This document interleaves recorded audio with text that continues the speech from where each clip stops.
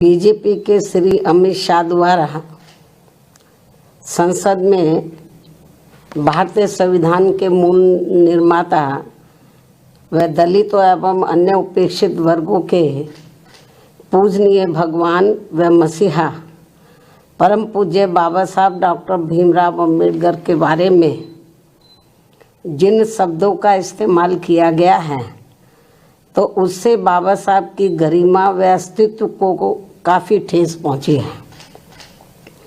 इससे एक प्रकार से उनका अपमान हुआ है, ऐसा हमारी पार्टी का ये मानना है, जिससे अब पूरे देश में इनके अनुयायियों में ज़बरदस्त गुस्सा व आक्रोश व्याप्त है और ये इनके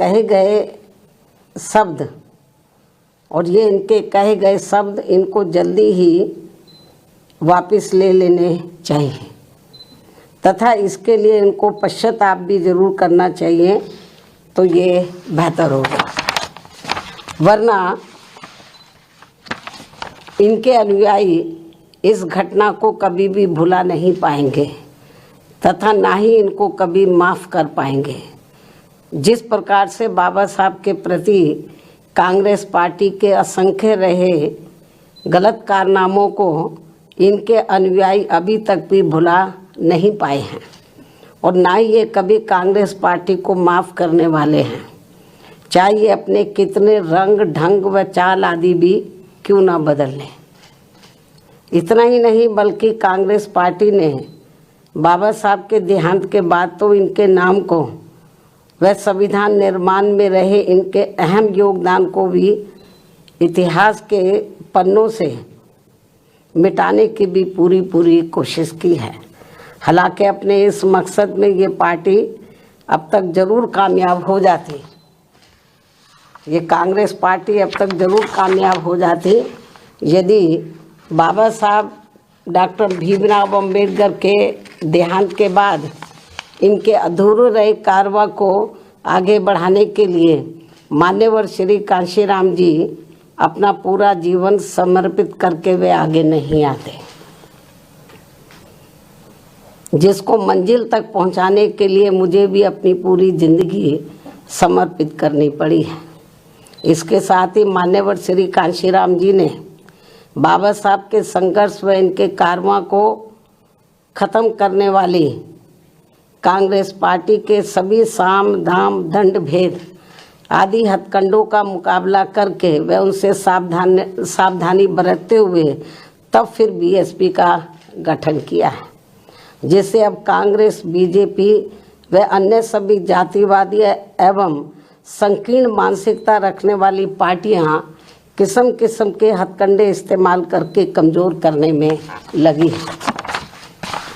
जबकि यूपी में 4 बार बीएसपी के नेतृत्व में रही सरकार ने जिस प्रकार से यूपी की राजधानी लखनऊ में व दिल्ली के नज़दीक नोएडा में भी बाबा साहब डॉक्टर भीमराव अम्बेडकर के सम्मान में अनेकों भव्य व ऐतिहासिक स्मारक, संग्रहालय व स्थल आदि बनाए हैं, साथ ही इनके नाम पर यहाँ अनेकों जनहित की योजनाएं शुरू की गई हैं।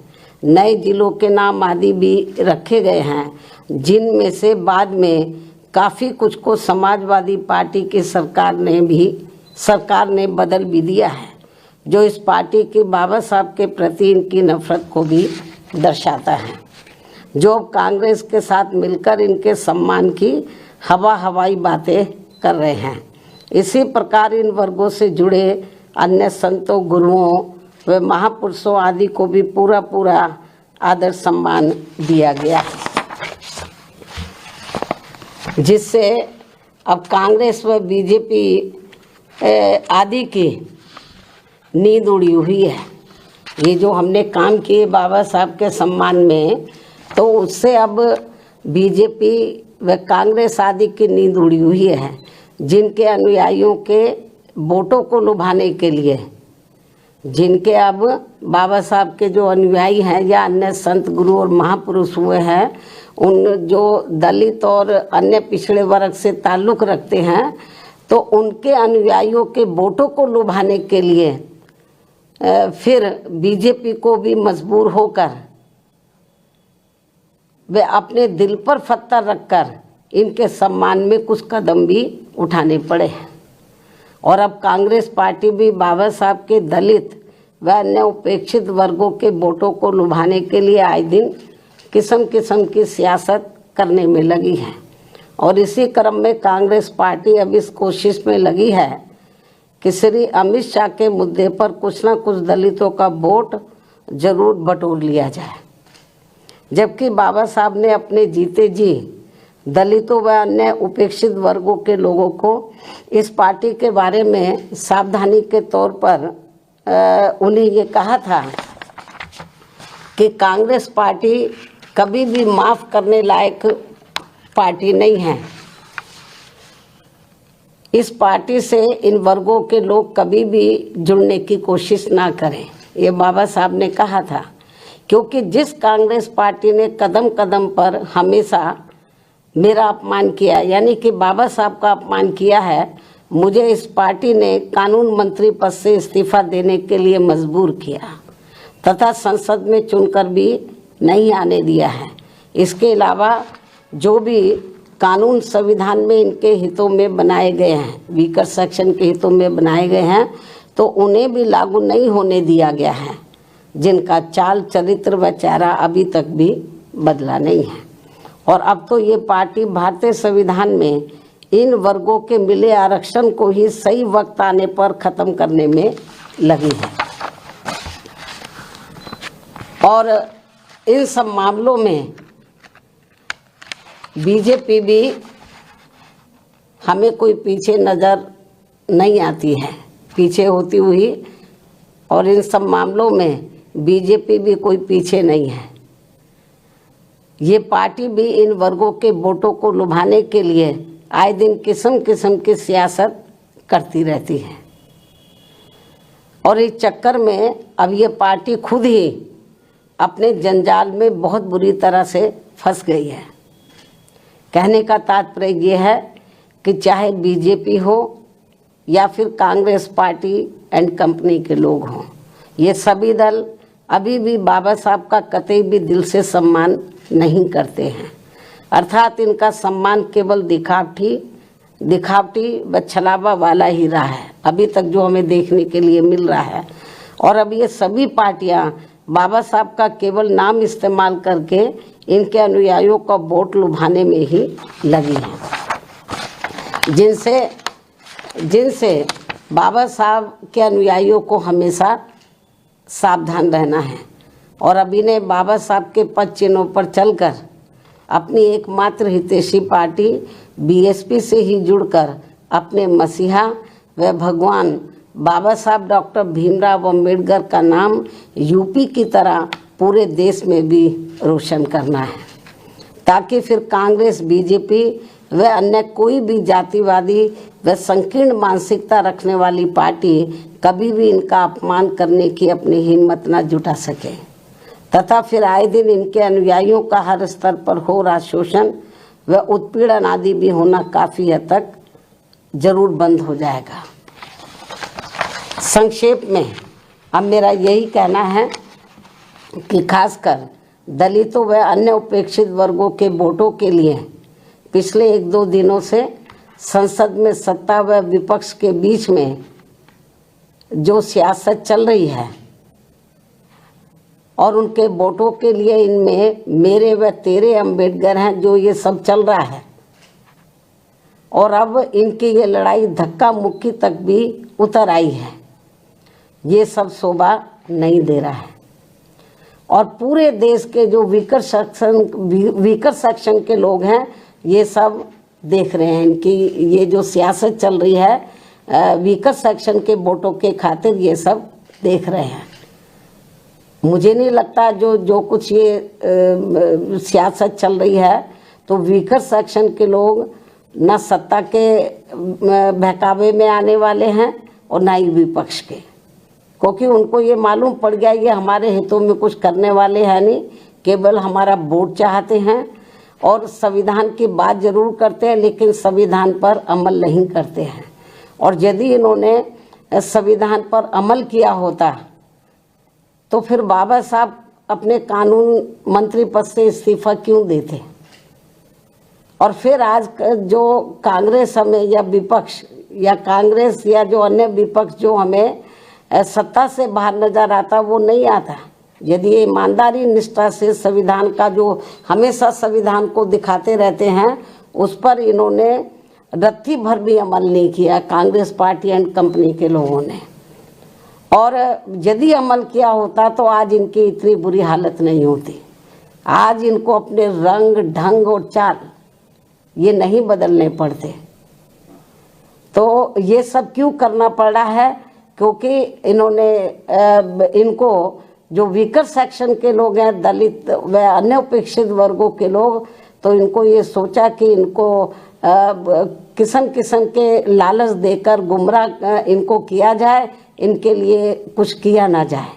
जैसे सदियों पहले ये गुलाम और लाचार बने रहे हैं और यहाँ जातिवादी व्यवस्था के शिकार बने रहे हैं, इनको कभी भी अपने पैरों पर खड़े ना होने दिया जाए। इस मामले में चाहे सत्ता या विपक्ष है, इनकी सोच, नीति, नियत लगभग एक जैसी है, ये भी मैं बताना चाहती हूँ। तो इसलिए मेरा यही कहना है कि ये जो इनके जो अभी तक ये जो इनकी ये शासन चलती रही है इस किस्म की, और फ्री में, और ये लोग सोचते रहे कि इनको कुछ दिया ना जाए, इनको अपने पैरों पर खड़े ना होने दिया जाए और इनको किस्म किस्म के लुभावने वायदे करके, गारंटी देकर इनका वोट ले लिया जाए। अब ये लोग इनके बहकावे में आसानी से आने वाले नहीं हैं। तो बल्कि यदि ये चाहते हैं कि वीकर सेक्शन इनके साथ जुड़े, तो इनको, चाहे सत्ता विपक्ष है, तो इनको बीएसपी के बताए हुए रास्तों पर चलकर जो इस देश में दबे कुचले लोग हैं, उनके हितों